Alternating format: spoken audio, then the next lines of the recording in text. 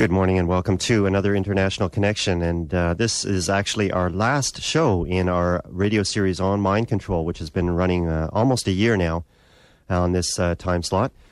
And today we're going to be finishing off the whole series with a panel discussion on government and military mind control. Last week we had a panel on the ritual abuse aspects of mind control, and this week we're focusing on the history of government involvement in developing mind control.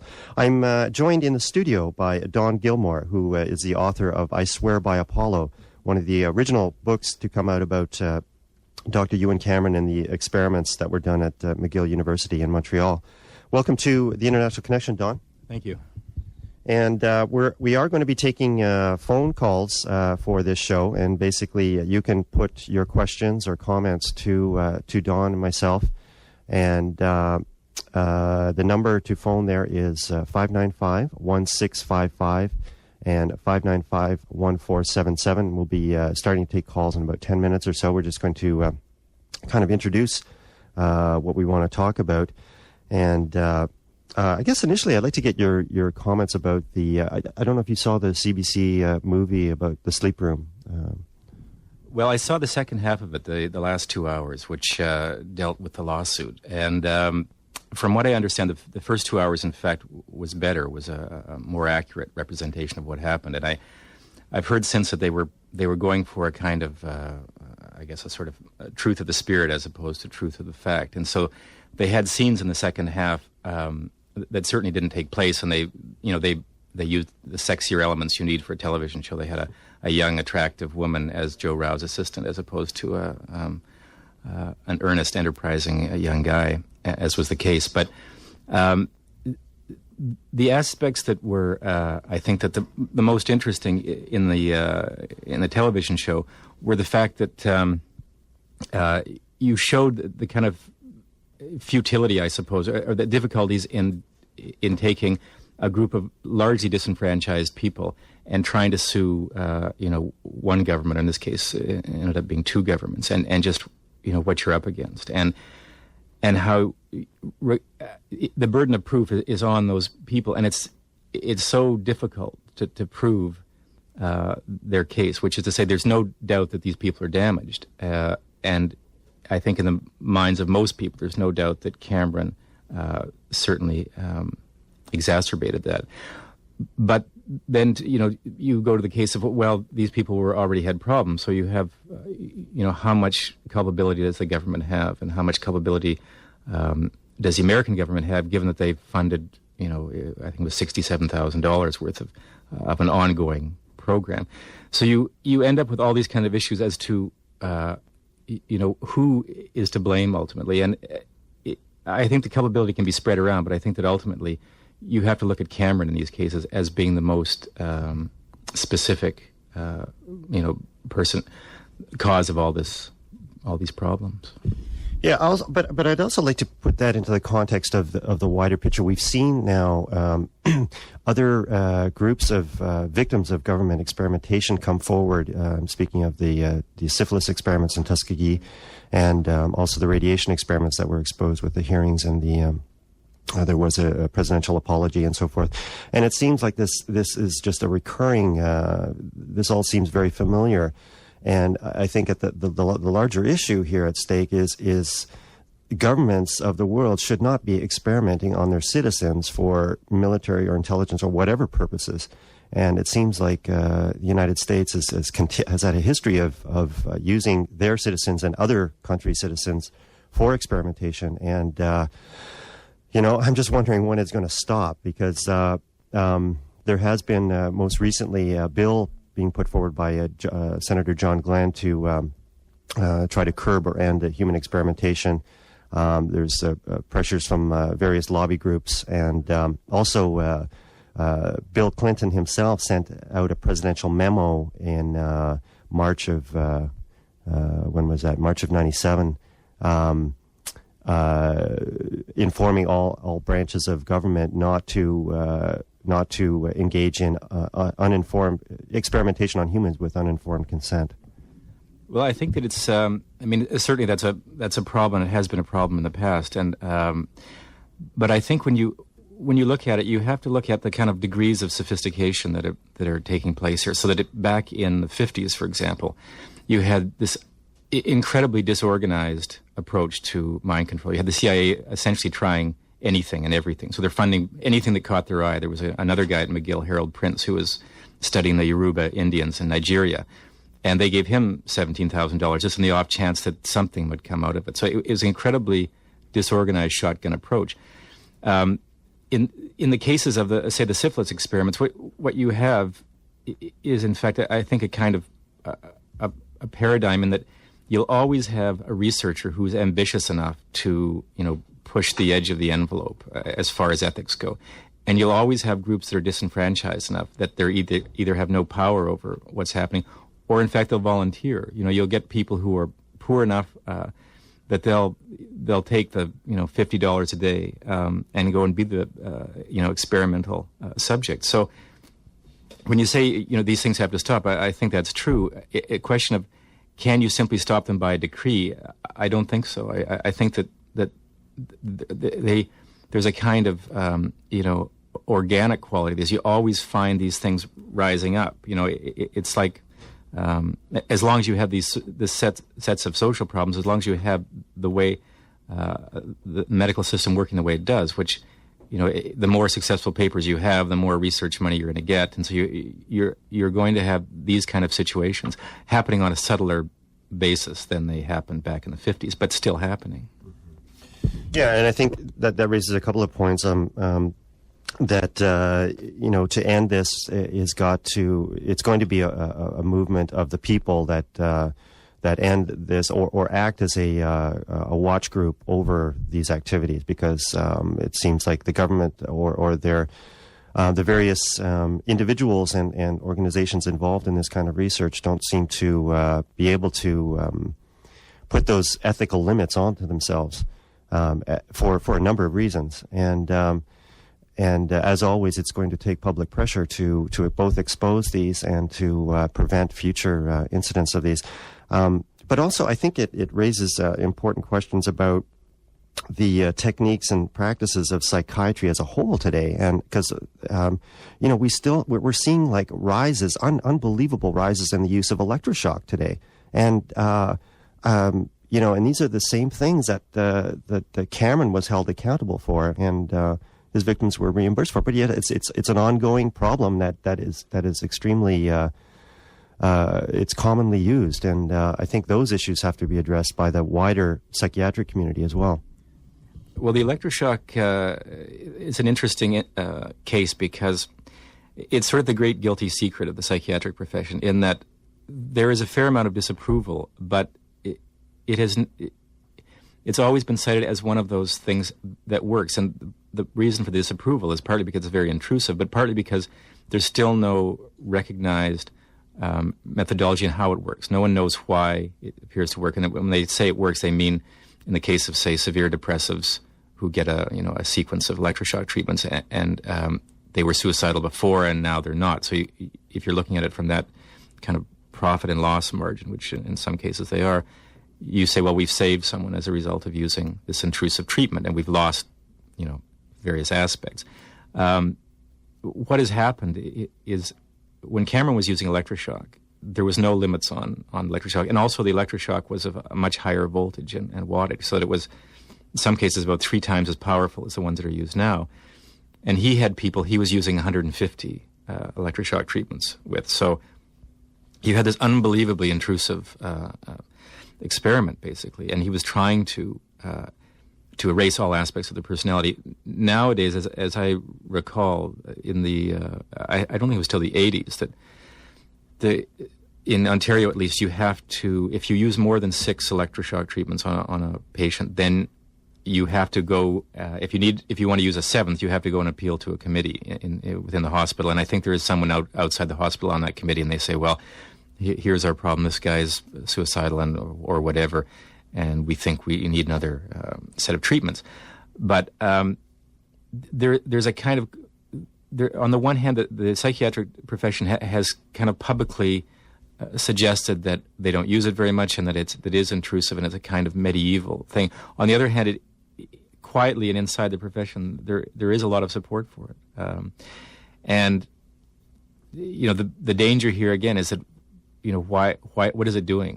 Why does it work? And it was invented 40 years ago. There's still no reason to know why it works. Yeah, I mean, to me, it seems like the reason why it works is it's just a very blunt tool. And it seems to me it's clear that electroshock does cause brain damage, and I think that is the reason why it it works is because it just makes people forget their pain or whatever they're going through and just numbs them out to reality as a whole. And whether that's called successful treatment, it's questionable in my mind. But I can see in the more severe cases that electroshock has saved lives, but my contention is that it is being grossly overused currently for people that should not have this treatment. It should only be used as the last resort, and they're using it as a first resort now, and that's my objection to the whole thing with electroshock. And the same thing could be said with psychiatric drugs as well. They're being overused. I mean, as soon as if they commit somebody, they're often immediately injected with some kind of neuroleptic drug, which are dangerous in themselves.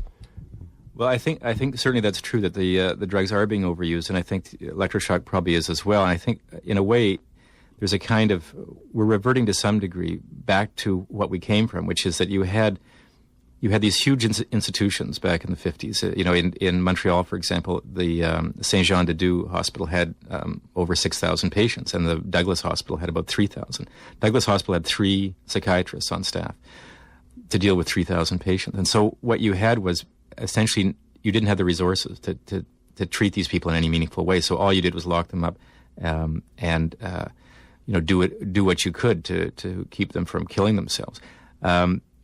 You have things like drugs and electroshock, and what they are to some degree crude instruments that free up resources in terms of hospital space and doctors. So you give these people drugs, you send them back out, and the sort of cycle of deinstitutionalization, which also came out of the Allen, coincidentally not through Cameron but through other doctors. That the nightmare of that is that you're using them in effect to replace funding for other things, and one of the reasons you're using them for that is because politically it's not an attractive or a sexy hook to say we're going to spend $55 million on halfway houses and social workers and psychologists to kind of integrate these people into society.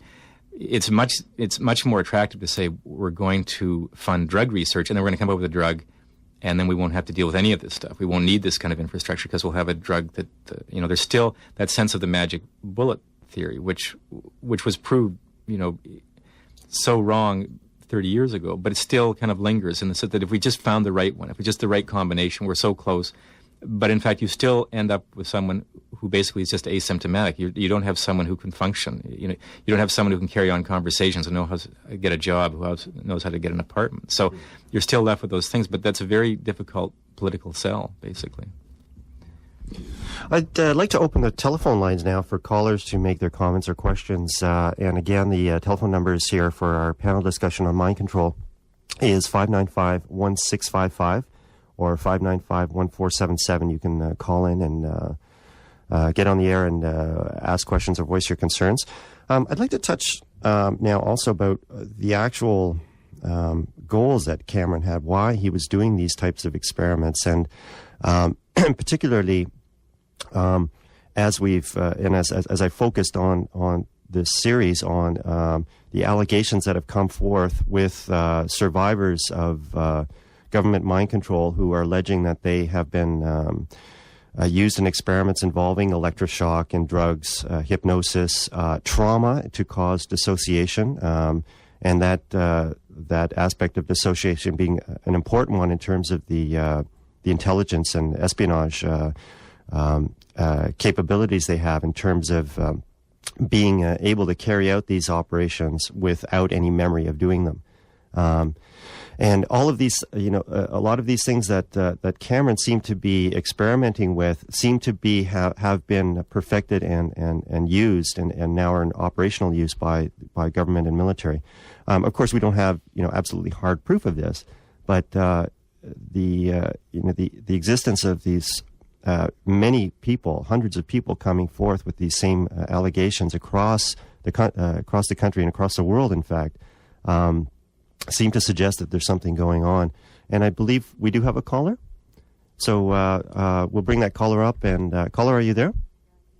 Yes, and did you have a comment or question?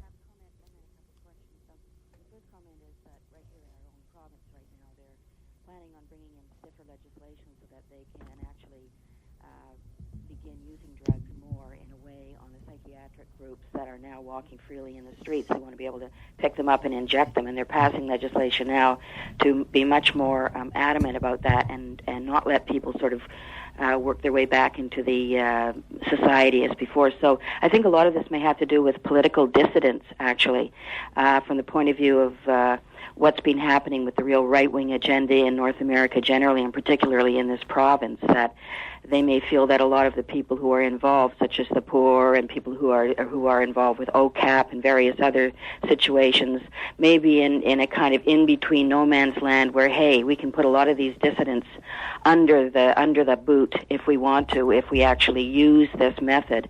And when you think that, I think it's John Hinckley was George Bush's next door neighbor's son who tried to kill Reagan. I mean, it gets all very X-Files when you think about what can be done if you want to use people for certain specific reasons. I think also on your show you mentioned at one point that Cameron was protected by Mila Mulrooney's father in some kind of courtroom situation or something or other, that he had something to do with the protection of Cameron. If it wasn't on your show, it was on someone else's, and I'd like to know who her father was, that he would be in a position to do that, and what his connection was in terms of his connection with, the overall situation with George Bush and Mulroney sitting on Peter Monk's board of CEOs, and the connection there, and the political connection where these people are all involved in power plays, and how now we're getting legislation that's going to come down harder on people who are suspected as being, borderline psychiatric cases, so that they can actually force drugs on them. I just see a real political agenda going on here.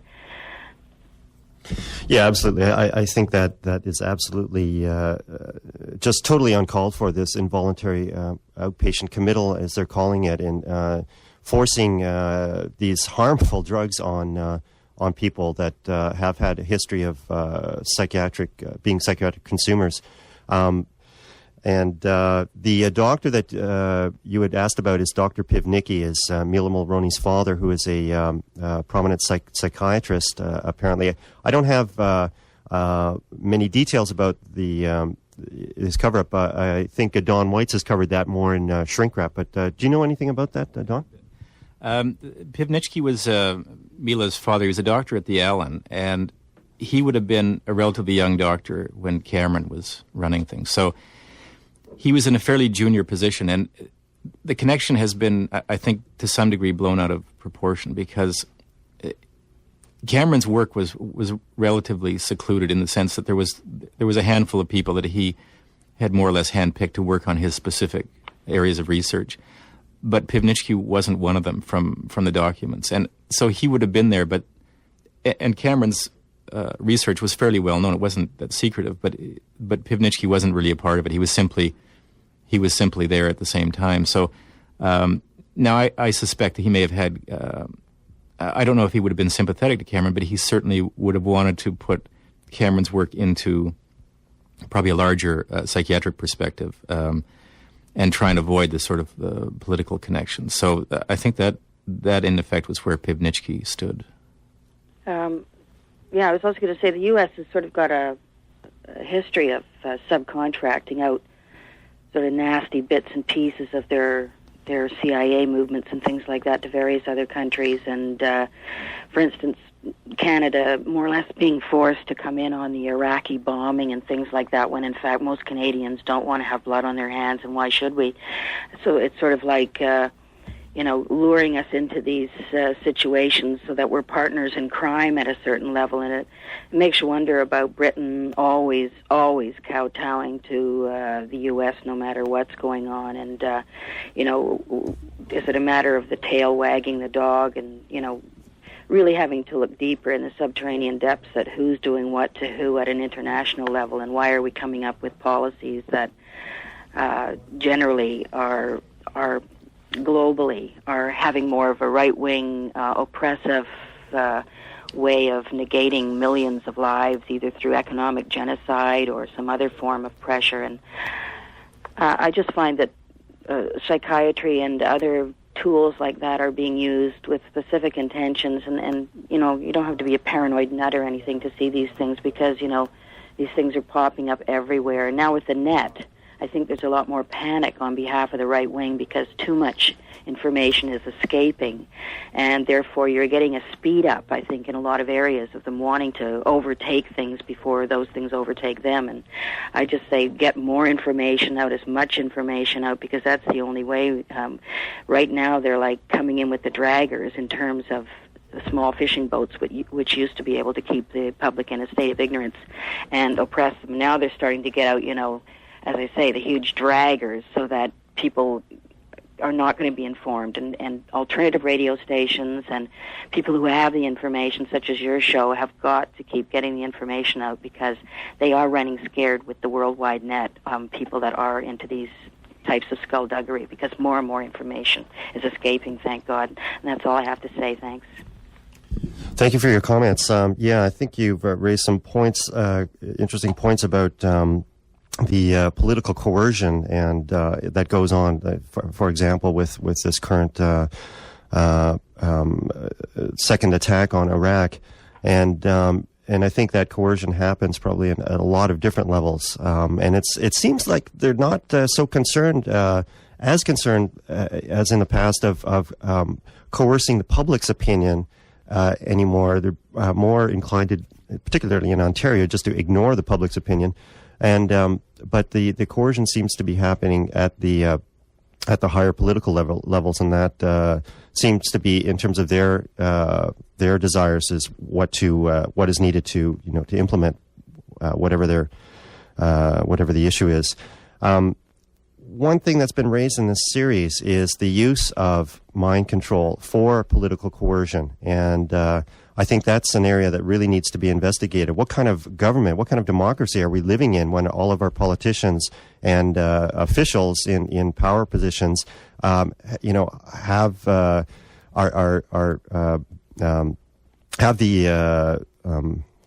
ability to be manipulated in this way, in being blackmailed by using these mind control victims that we've heard the allegations of.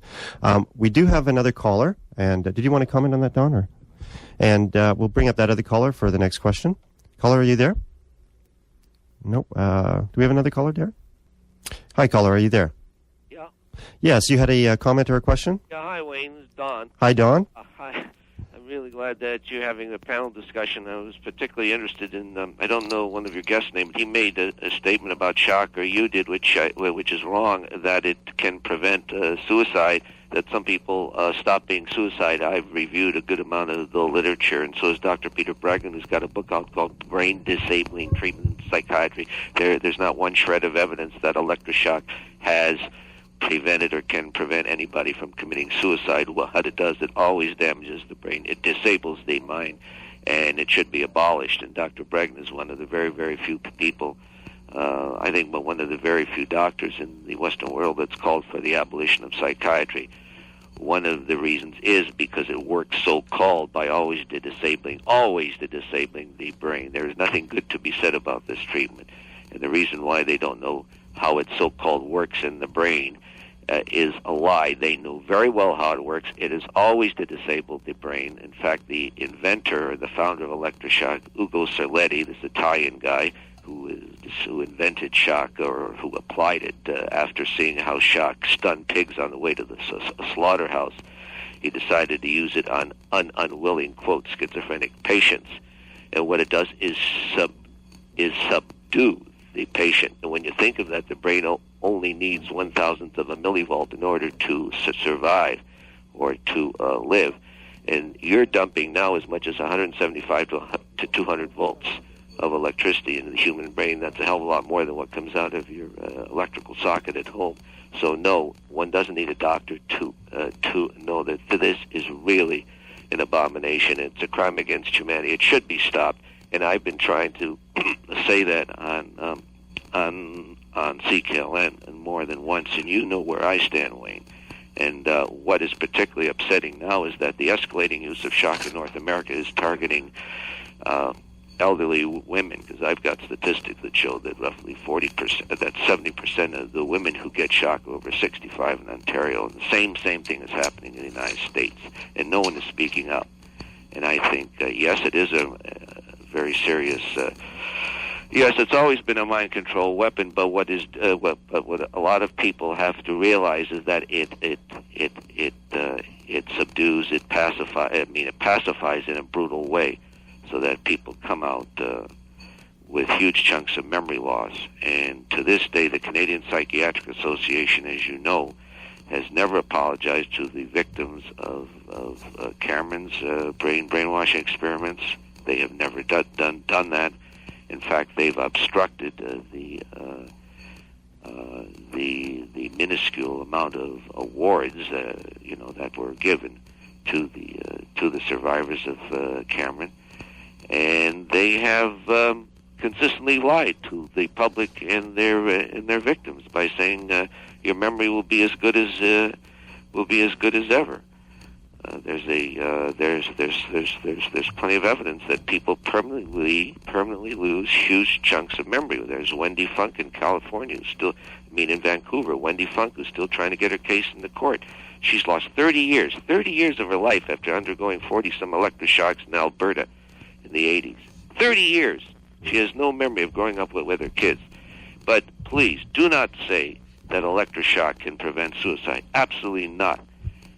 Thanks for your comments, Don. It seems to me that these methods, psychiatric treatments such as electroshock and these harmful drugs, seem to be an approach to more like a Band-Aid quick fix solution where, really, I think the more traditional psychotherapy in terms of talking with the people that are needing this kind of help, and just talking through the problems and creating more opportunities in their life, because I think a lot of the so-called mental illness actually are has roots in social problems. I think to a great degree. I think that one of the other problems with the drugs, especially as opposed to electroshock, the electroshock is a very crude instrument, and essentially anyone can use it. The other problem with the drugs is that they are much more sophisticated, and that the people who prescribe them don't necessarily understand them all that well. Whereas, 40 years ago, in the 50s, when they were experimenting with these drugs initially, the people who were experimenting with them were the clinicians. So in fact, you had all these patients yourself. You'd be experimenting on the people that you were treating, and so you would have a very first-hand account of what in fact was happening to these people. Now the drugs have become so sophisticated, and it's essentially a separate science. So you have the neurosciences over here, and you have psychiatrists somewhere else, and in fact there's almost no common language now between the two. So you have drugs coming out, on a monthly basis. There's always new things coming out, and there's to keep up with that kind of literature is simply impossible. So what you have is people taking shortcuts, people not understanding the specific side effects that drugs are going to have, people over-prescribing. You have all kinds of problems inherent with the drugs that aren't always to be blamed on the drugs, although there's certainly blame can be laid there as well. But you have people, overusing them and misusing them and simply not understanding them, that the people who are prescribing them don't have any kind of real great understanding of how these things work. I guess it's my concern that psychiatry as a whole has moved towards just offering drugs as a solution instead of investigating other ways to help people. And these drugs in themselves can have a very damaging effect on the body and the brain. And I believe we have another caller. All right, we'll take another call. Hello, CKLN. Do you have a comment or a question? Oh, not there. Another call. Hello, caller? Hello, yes? Yes, hi. Do you have a comment or question for our panel on mind control? Yes, I do. I've been following this mind control series from the beginning and find that the evidence from the survivors and therapists and research experts are solid proof that the existence of ritual abuse and mind control has gone on and is still going on. Yet when the CBC aired the miniseries In the Sleep Room, they advertised a comedy about dysfunctional families during that segment and that time spot, and they made it was a comical comment that they made about it, and which I found very distasteful. And of course, the drama about Ewen Cameron was not accurate. Also, on a phone-in show, Jane Houghton Live, when she had a couple of doctors on from Mount Sinai, which were they were talking about cloning and how it could be beneficial. And one of the doctors made in a joking manner about multiplicity. So it seems that some information is getting out, and professionals are not taking it seriously. And I also heard a radio commercial in which poked fun at someone having multiple personalities and how she had to go to therapy before she could have any serious relationship. It seems that the CKLN series has reached a lot of people, but mainstream commercial culture is making a big joke about it. Do you think that we will have a culture that will be bent on having a split belief system where they make fun of schizophrenia in that manner, or where money and drugs dominate one belief system and true values and therapy for MPD will be an underground belief? I think that's what we're seeing today. Certainly, all of this information that's coming out, there is going to be backlash, and that certainly has been happening with organizations such as the False Memory Syndrome Foundation trying to discredit any valid accounts coming forward. And in terms of the media, I think you're absolutely right. They are not taking this seriously. They haven't taken it seriously. It's it's something that should have been addressed by the professional media years ago, and they have failed to do so. And they still refuse, with very few exceptions. They still refuse to look at the evidence. And I think we've got to ask the question: what are the power relationships there between the media and the people that are actually performing these, are responsible for performing these experiments in the government? Thank you for your comments. And we do have another caller. Yes, caller, do you have any questions or comments for our panel? Yes, thanks a lot for this series. It's really meant a lot to me to listen to it. I'm a counselor, and I mostly have worked with women over the last, 25 years. And one thing I'd like to point out, which makes me really nervous, is first of all, the idea of the Clark merging with the Addiction Research Foundation. The Neanderthals at the Clark must be rubbing their hands together just at the thought of getting a hold of drug users. It makes me very nervous as to what they may do insofar as continuing the electroshock experimentation. The other thing is that one of the things that I find, just in my experience, I'll speak strictly from my experience, but there seems to be quite a few parallels between, with women, postpartum depression is usually a time when a lot of women have discovered that after their first child, they've been sexually abused themselves. And there's what I call a real strong tie-in with postpartum depression and previous sexual abuse in the new mother. And one thing that makes me nervous for these women, especially because they've been used a lot in the system for drug experimentation and electroshock just because they are depressed. But they're hard work, too, and it's a lot easier for the medical establishment to drug up patients than to listen to them and have to work with them, because it is hard work. And getting to the bottom of some of these issues don't seem to be a priority. The priority seems to be how can we get funded by a big pharmaceutical so that we can pump up the victim further and make sure that they don't have clarity of thought. I know of only maybe 2 cases in the last 30 years that I've dealt with personally where electroshock had any benefit whatsoever. I just want to say that. I should say that in the case of Cameron, this is a good point in that that women have tended to make up a disproportionate number of the patients in these institutions. That was certainly the case in the Allen when Cameron was there, and part of the reason was that when you had women with postpartum depression or women with postmenopausal depression who were coming in, one of the problems then, and one of the things we may be retreating to now, is that there was little discrimination between the various groups you had. So you had people at the Allen who were alcoholics, you had people with postpartum depression, you had schizophrenics, you had people major psychotics. So, but they were all getting essentially the same treatment at least under Cameron's care. You'd have people getting very intrusive treatments who didn't have any kind of symptoms that would warrant that kind of invasive treatment. And sure, part of it is that, when a woman goes through postpartum depression, a lot of it is total withdrawal because her anger is just absolutely so profound. The only way she can deal with it is to withdraw.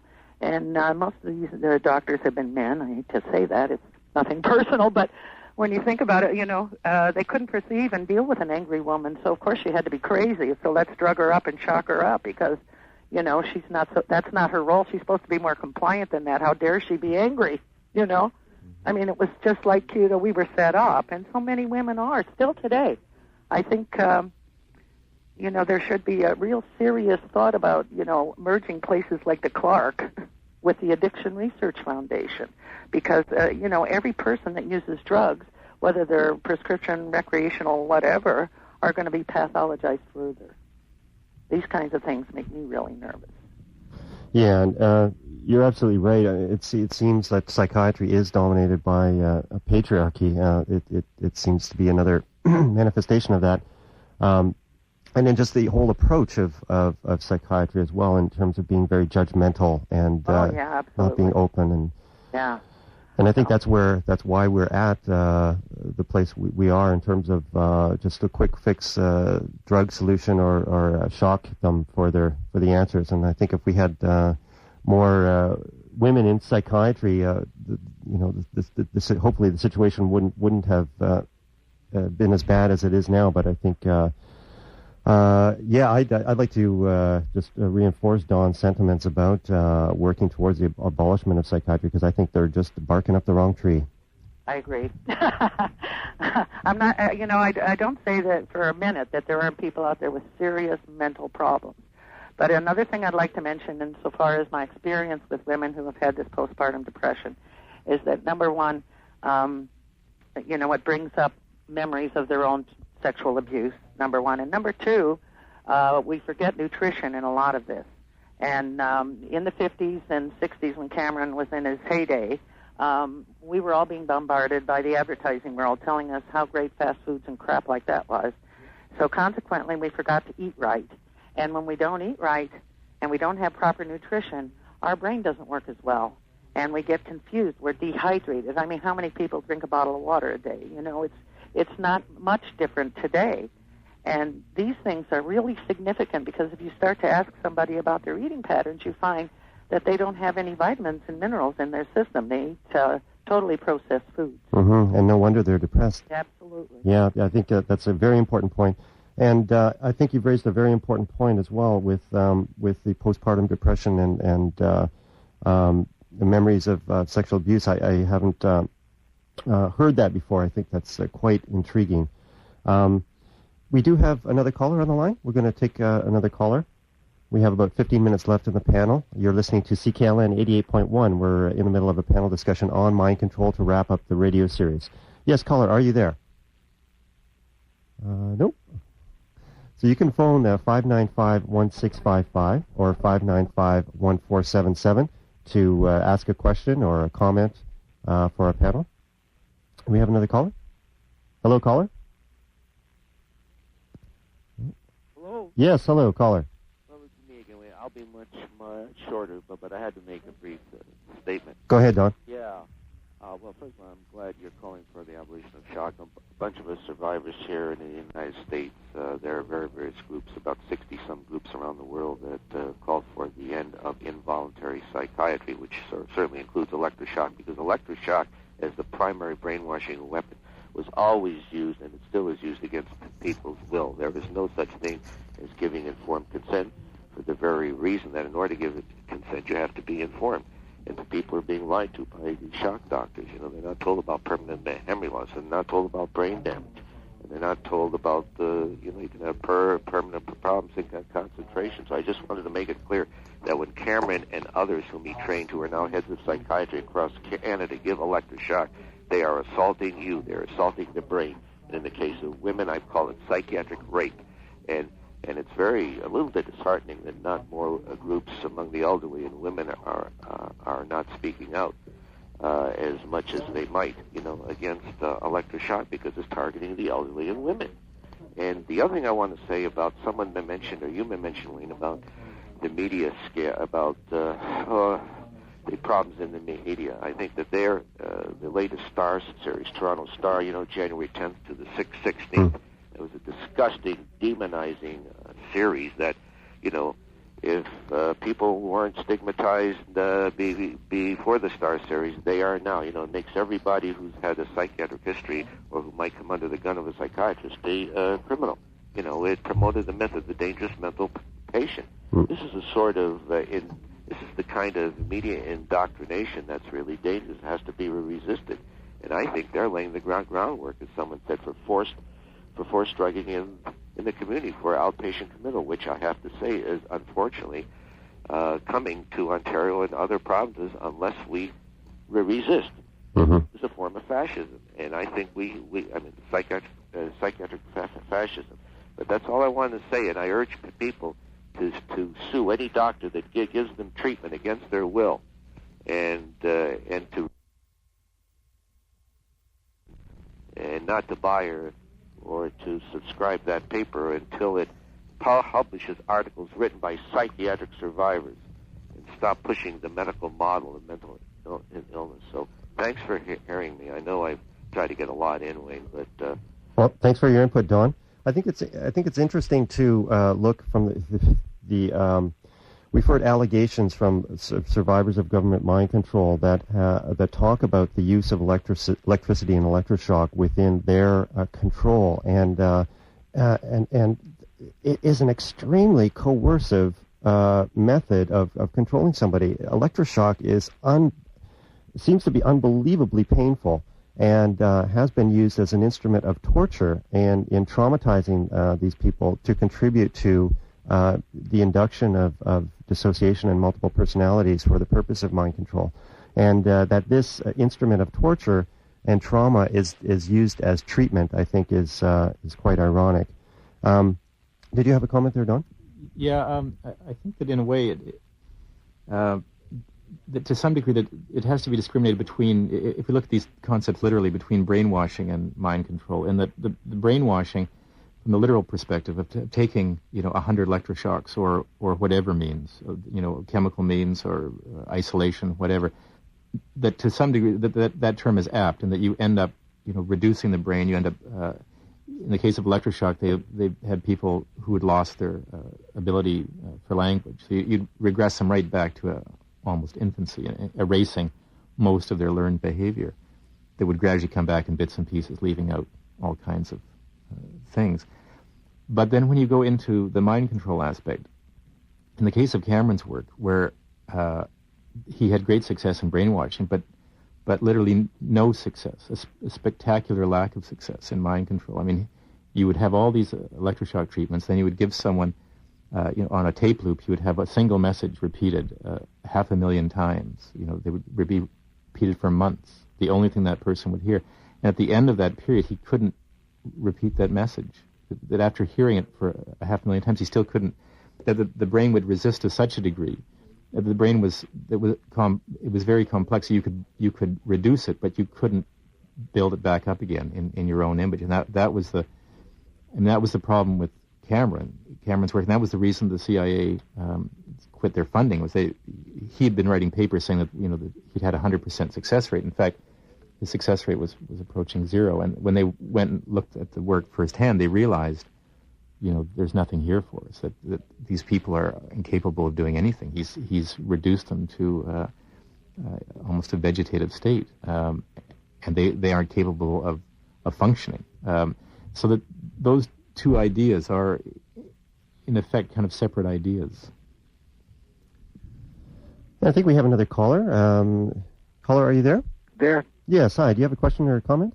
Yes, it's Terry Parker speaking. Hey, Terry. And considering this is Epilepsy Month, I was wondering if people in this country, this province, this city, were the fact where children are subjects with epilepsy are being used for psychosurgical experimentation, consisting of brain tissue removal, showing up pathology, and including a trespass of U-shaped metallic implants. And does this have any role to play in the whole issue of mind control research and all that kind of stuff? I was wondering about that. Well, in our interview with Dr. Colin Ross at the start of this series, he did speak about how epilepsy patients have been systematically used by these mind control doctors, and there is going to be more information, I understand, about that coming out in his upcoming book.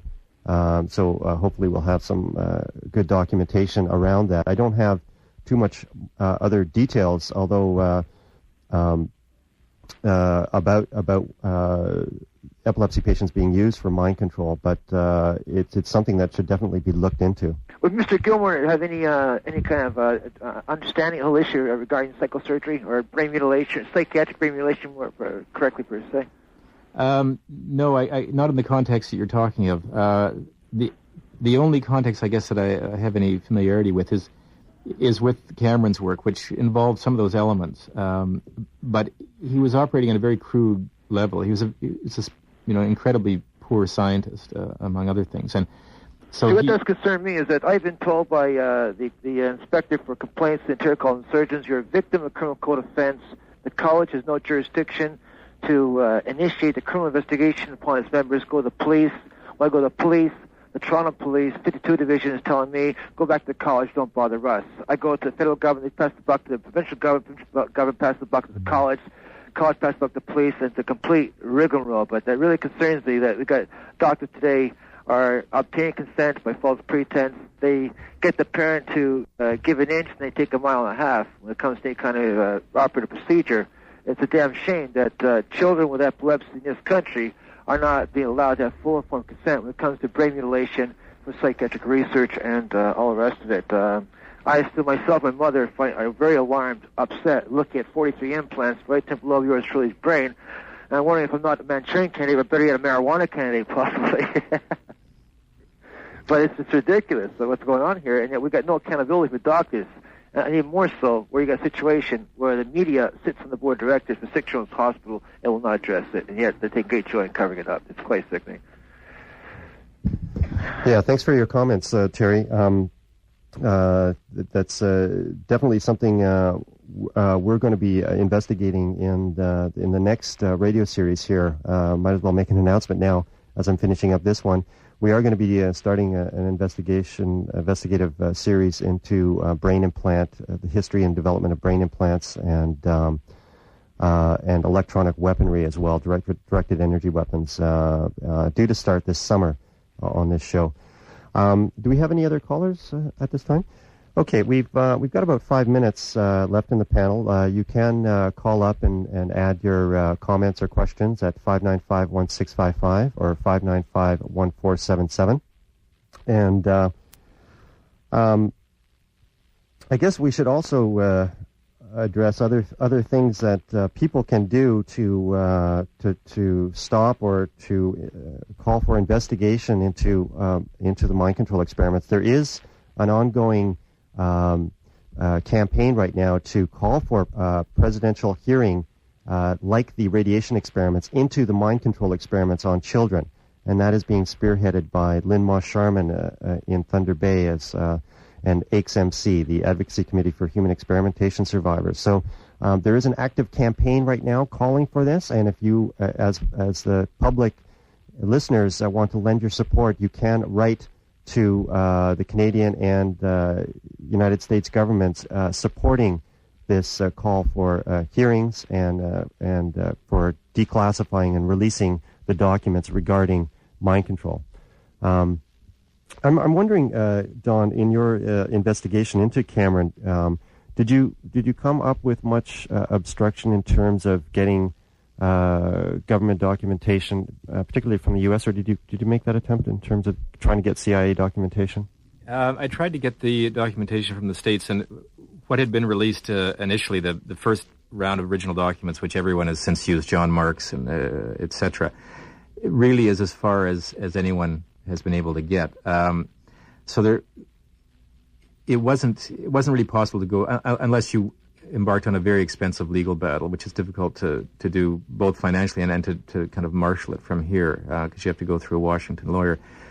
It was more accessible to try and get documents from the Allen, not an easy thing either, but at least you can get some documents from there. And ultimately, though, you end up with the best record of all this ends up being, I think, to some degree, the anecdotal of doctors who were there who had differing perspectives back then, because what you need is someone who felt that Cameron's work was unethical, even in the context of the times, which was always a big issue. People saying, well, given the context of the times, this work wasn't all that intrusive. And there were people at the time who felt that it was, in fact, unethical. And that ends up being the most valuable source. And I would suspect that in the case of ongoing battles, of a like-minded nature, those are the key ingredients, is to find people who were, near these kinds of things, but disapproved for various reasons. And that's going to be a very difficult thing to find. But if they are found, if people do come forward, that will be a valuable thing. Okay, I believe we have two more callers. And caller, are you there? Yep. Yeah, and you have a comment or question? Oh, yes. Actually, I'm a kind of survivor for this generally total mind control. And, actually, I'm 27 years old. And I came into this country just like for the last 9 years. And I did have religious scare for things that's going on around me when I see this kind of a political economy, especially in this province, Montreal. So I'm really sure I was being in the community and then I was being segregated to get out from my own people because they had a plan, just to do experiment against me.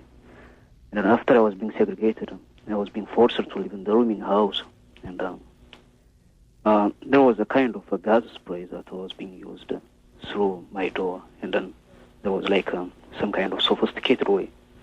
They did use just the heater, and then they make a little hole from downstairs. I used to live in the second floor. From downstairs to, just to the second floor, they make a little hole and they spraying it. So that was that's supposed to be against the law. They call it it's administrative nuisance. But there wasn't a law before February 6, 1996. In terms of my research, I did see the law books. What law are you referring to there? The Canadian law, Canadian Criminal Code especially, under the Drug and Control Act. But what aspect in terms of the February 96, what came into effect? Before February 1996, you cannot see or you cannot find any regulation about LSD, especially the D-type. But now LSD has been covered up in the web to confuse the readers, because LSD, they use it the people who's musician or something, but LSD is a drug. It's a lysergic acid. It's a D-type, especially the D-type, very strong one. So there's two kinds of LSD. One is the D-type, the one is just only lysergic acid. Mm. Yeah, and I think a lot of focus has been put on LSD drug testing when, in fact, they have tested hundreds of drugs, it's my understanding, trying to have some effect on what they want to do. A lot of these are drugs that will induce hypnosis or induce trance states to be more open to hypnosis, and a lot of other drugs are used for coercion. And I think I don't think LSD has been the only one. They've been testing on hundreds of them, and with very dangerous drugs such as scopolamine and so forth that have been used. Well, thank you for your... The result is me, I don't have to see other people to see my result. The result is only me. I just see my result just from my own feedback to those people, because their result is, their expectation was just my feedback, my response to them. So I'm really glad just to hear your own program, because it did help me for my own research. I have a friend that I lost, was being killed here. They don't know, like, what happened to them. Actually, I'm from Ethiopia, I like to be frank, really. It's really very hard, I lost my 9 years, actually, my young age here, really. I'm supposed to do some other things. I did have university education for my background. I'm supposed to do, like, university education here. I'm supposed to work hard. I'm supposed to help my family, but now I'm being turned down. You see, just a kind of mental deficit. Thanks so much for... Well, thank you for your comment, and I wish you the best of luck in trying to get, what's going on with you exposed and understood by yourself, and hopefully get some justice. I believe we do have one more caller, and I think that's going to be the last call we'll have on the panel discussion. Hello, caller, are you there? No. Okay, I think we've just about run out of time. I'd like to wrap it up. I'd like to thank all of the people that have phoned in and contributed to the show. I'd like to thank Don Gillmor for coming down to the studio and participating in the panel. And thanks go out to Darren for teching, and for Minsuk, who was our tech last week. I forgot to thank last week. Just thank you all for your support in doing this radio series. It's been quite a journey for me. I had no idea it was going to last this long, but the issues are very important to a lot of people, and I thank you for your support. You've been listening to CKLN. Do we have time for one more call? Do we have another caller? No, that's it. Okay, that's it. Thank you for listening, and stay tuned next week. It will be International Women's Day special programming on CKLN.